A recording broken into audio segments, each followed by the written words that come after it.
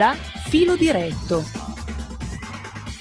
Va ora in onda Lega Liguria con Fabrizio Graffione. Buongiorno a tutti da Genova e dalla Liguria. Si sono svolte ieri le esequie, perché è stato sostanzialmente un funerale laico, del grandissimo cantautore genovese Gino Paoli. È stato cremato nel cimitero di Staglieno a Genova. I familiari poi riceveranno l'urna cineraria che porteranno a Boccadasse. Le sue ceneri, per volontà dello stesso cantautore, saranno quindi disperse in mare nello specchio acqua antistante il celebre Borgo Marinaro che Gino Paoli cantò nelle sue canzoni. Quindi ancora cordoglio e ci stringiamo vicino ai familiari che hanno voluto una cerimonia riservatissima. Soltanto pochi amici e i parenti presenti ieri al cimitero di Staglieno per la cremazione di Gino Paoli. Ma passiamo subito al nostro primo ospite della mattinata, che è il nostro capogruppo in comune a Genova, Paola Bordilli. Ciao Paola, ci sei? Ciao, buongiorno a tutti. Buon giovedì. Buongiorno a tutti. Dove ti trovi in questo momento, Paola? Guarda, in questo momento sono a casa a Pegli, oltretutto Pegli, uno dei luoghi del cuore, cioè legati con Gino Paoli. Ecco, visto che stavo sentendo appunto questo ricordo tra Pegli, Boccadasse, Quinto, insomma tanti luoghi della nostra Genova sono legati proprio con il cantautore, ecco, che credo abbia lasciato ad ognuno di noi una frase, una canzone da canticchiare e da sentirsi poi dentro l'anima, ecco, perché poi le parole di Gino Paoli sono sempre state delle parole anche da interpretare, ecco, sicuramente, quindi uno dei nostri cantautori che ci ricorderemo sicuramente nelle nostre giornate, nella musica che ci dà l'accompagnamento alla nostra vita. Grandissimo Gino Paoli, che se n'è andato a 91 anni, ma passiamo subito con Paola Bordilli allo scorso Consiglio Comunale, proprio l'altro giorno, e c'è stato un documento della Lega, perché dovete sapere che a Genova, e precisamente nel quartiere di Multedo, proprio all'uscita dell'autostrada, sono dei grossi impianti di depositi chimici, e tra l'altro anni fa ci fu un gravissimo incidente, un'esplosione, 4 morti. La novità è questa: si dovevano spostare nell'area portuale, ossia lontano dalle case, come aveva indicato l'allora sindaco Marco Bucci, attuale presidente di Regione Liguria, soltanto che è arrivata la solita sentenzina che dice ma le procedure che sono state attuate non sono state corrette. Ovviamente cosa è successo? Le sinistre hanno attaccato il centrodestra, in primis la sindaca di Genova Silvia Salis, che però non dice dove dovranno essere ricollocati questi depositi chimici. Ne parliamo proprio con Paola Bordilli, perché non solo ha presentato questo documento, ma gli tocca anche da vicino questa storia dei depositi chimici, della tragedia che c'è stata a Multedo. Beh sì, allora era il 15 maggio del 87 quando avvenne questo disastro, questa tragedia con 4 persone che non ci sono più. L'anno scorso abbiamo messo anche proprio ad imperitura memoria una targa per ricordare queste 4 persone che erano colleghe di mio padre, perché mio padre lavorava proprio lì. Io quindi ricordo, ricordo dei momenti dove vedemmo da scuola questo fumo nero immenso, e dove ovviamente non è come come oggi, quando con il cellulare ti riesci magari a sentire subito, per sapere anche, no, le condizioni dei familiari. E quindi sicuramente, ecco, è stato un momento, una giornata che per chi l'ha vissuta come me, anche a livello personale, ma più in generale per tutta Pegli, per Multedo, che è una delegazione, diciamo, proprio di Pegli, un quartiere di Pegli, ecco, è stato un momento molto tragico, a cui devo dire soltanto Marco Bucci, solo il centrodestra hanno provato in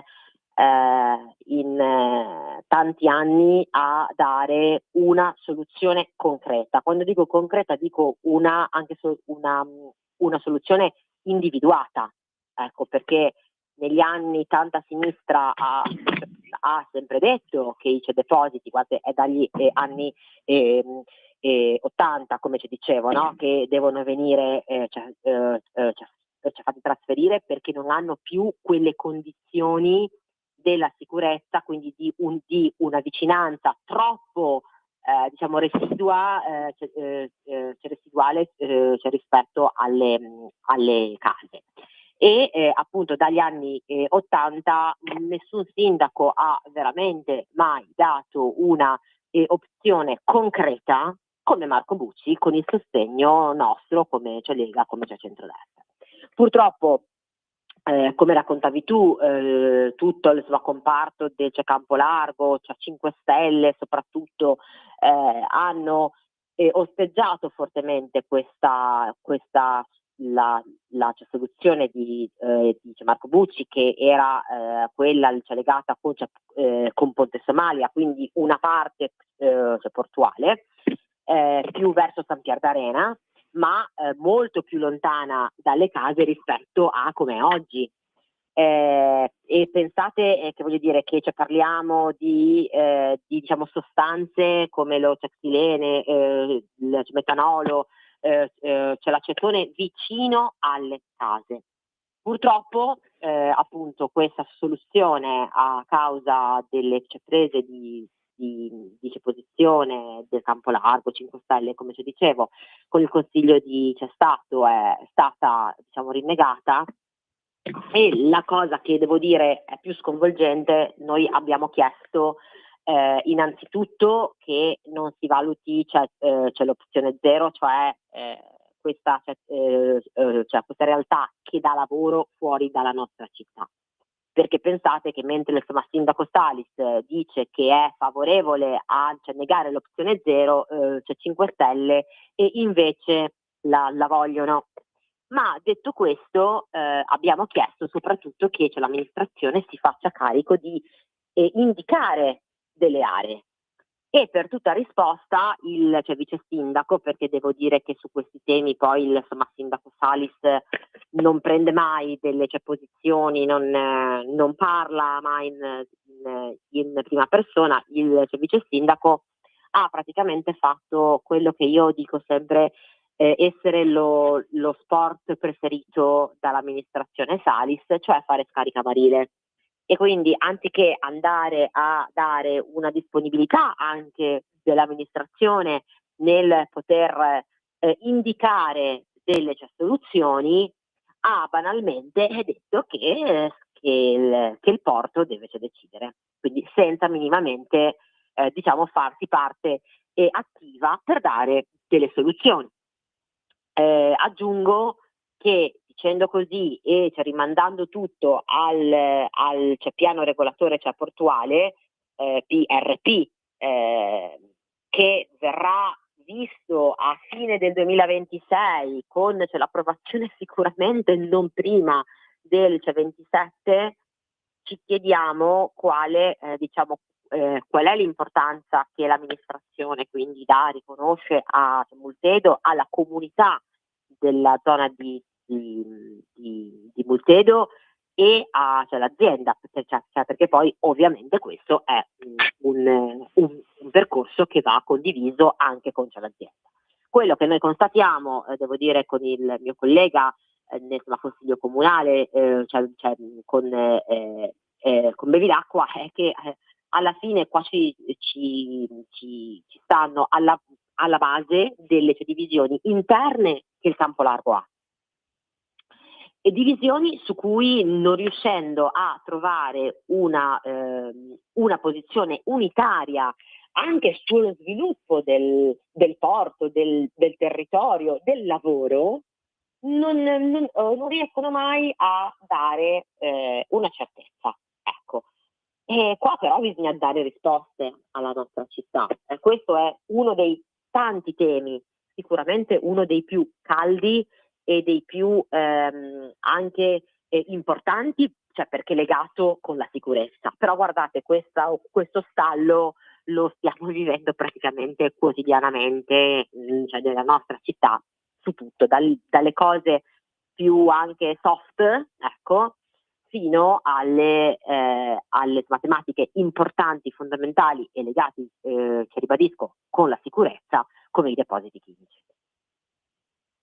Benissimo, senti, purtroppo il nostro tempo a disposizione sostanzialmente è scaduto, abbiamo ancora 30 secondi. Mi dicevi che c'era anche un'iniziativa della Lega per quanto riguarda la pet therapy, proprio 30 secondi perché poi dobbiamo passare al prossimo ospite. Certamente, no, giusto parlare tanto di temi fondamentali come quello dei depositi chimici.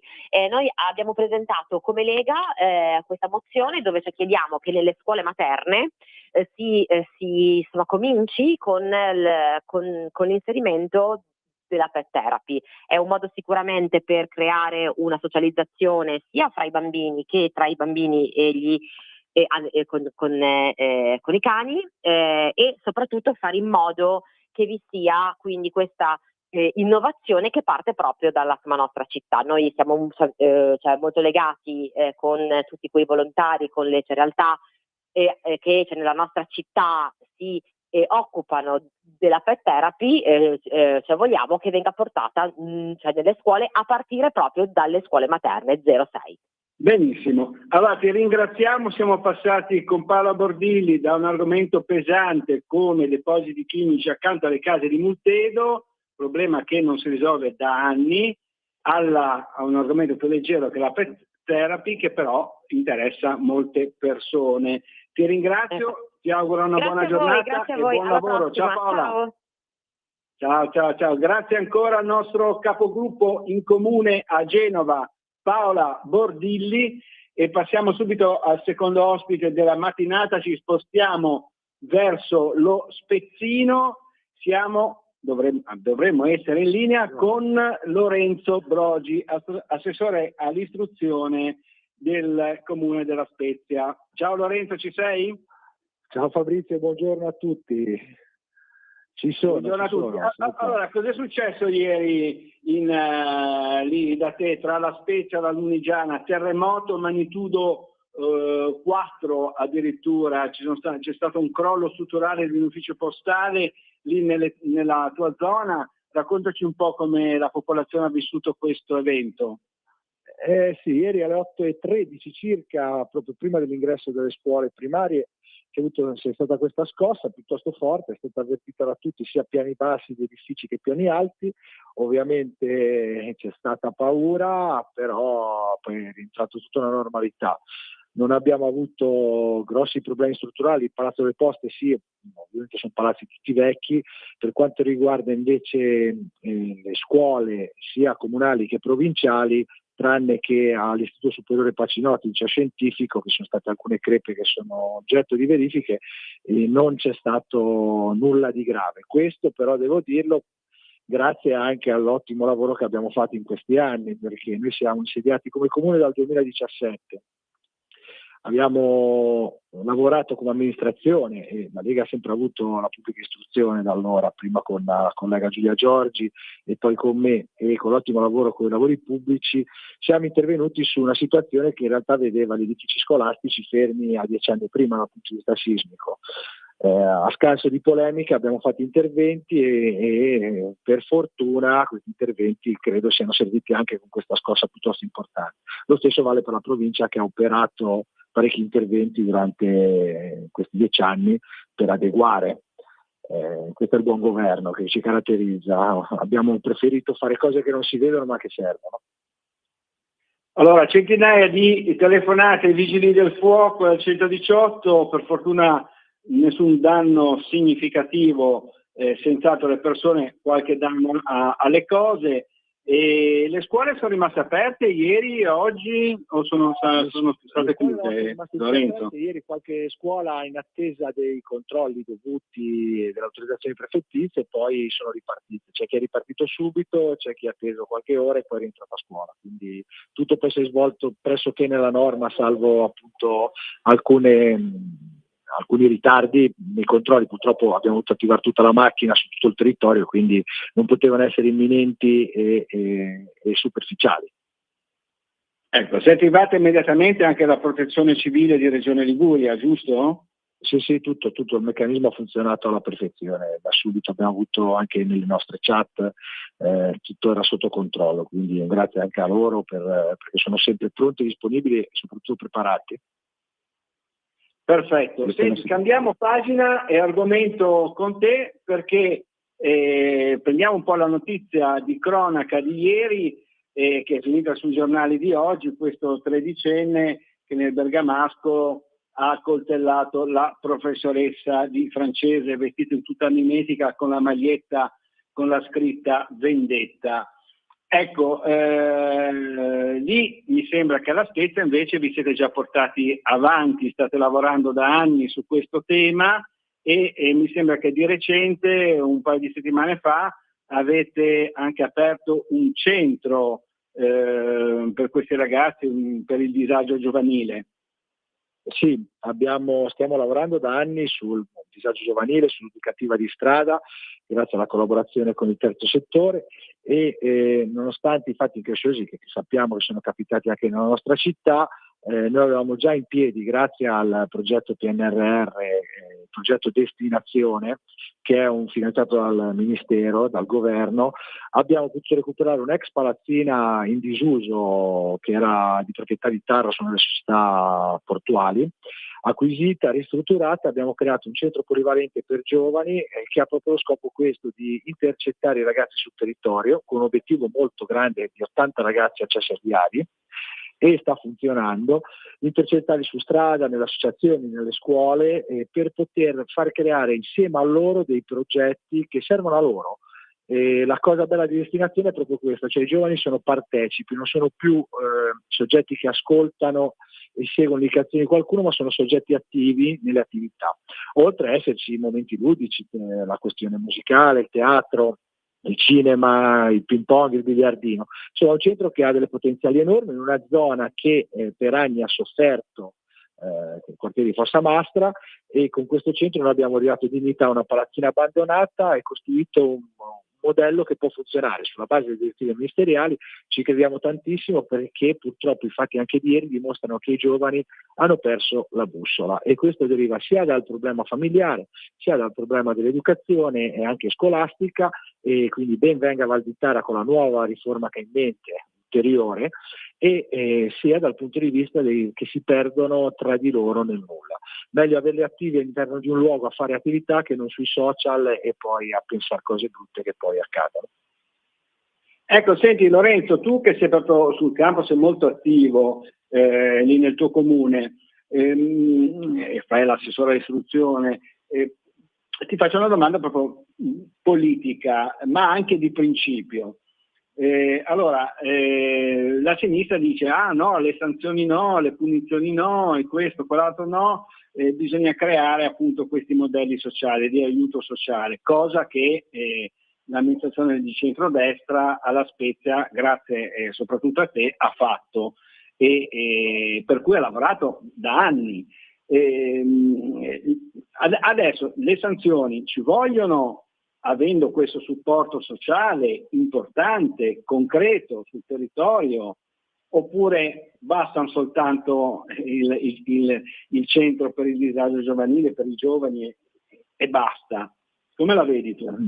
No, io la vedo che sono un binomio. Ovvio che noi dobbiamo creare le condizioni perché le generazioni possano crescere con un modello educativo migliore, e lo stiamo facendo, ma allo stesso tempo non è che possiamo far finta che ogni cosa è riconducibile a una bravata, a una ragazzata, perché poi diventano crimini veri e propri, quindi deve andare di pari passo. Chi sbaglia le persone devono essere messe in condizioni di poter capire qual è la condotta corretta da portare avanti, e se non ci arrivano, come diciamo sempre, con il modello educativo, con le buone, con i soldoni, le sanzioni servono proprio perché hanno il compito di educare anche quelle. Cioè uno non può esistere senza l'altro, quindi ben venga lavorare sulla radice, sulla base, sulla fonte dei problemi, però non tutto è risolvibile. Sarebbe ipocrisia pensare che con le buone parole, le buone novelle, i buoni comportamenti e solo la buona educazione si possa ricondurre chiunque a condotte lecite e civili soprattutto. Benissimo, sei stato molto chiaro, quindi ti ringraziamo, ti auguriamo una buona giornata e un buon lavoro. Ciao Lorenzo. Grazie, buon lavoro anche a voi, buon lavoro a tutti gli ascoltatori, buon ascolto a tutti. Ciao. Grazie, ciao, grazie ancora al nostro assessore comunale della Spezia all'istruzione Lorenzo Brogi, grazie veramente per il suo lavoro perché si sta impegnando moltissimo. Per il momento da Genova e dalla Liguria è tutto, linea a Milano da Fabrizio Graffione. Diretto.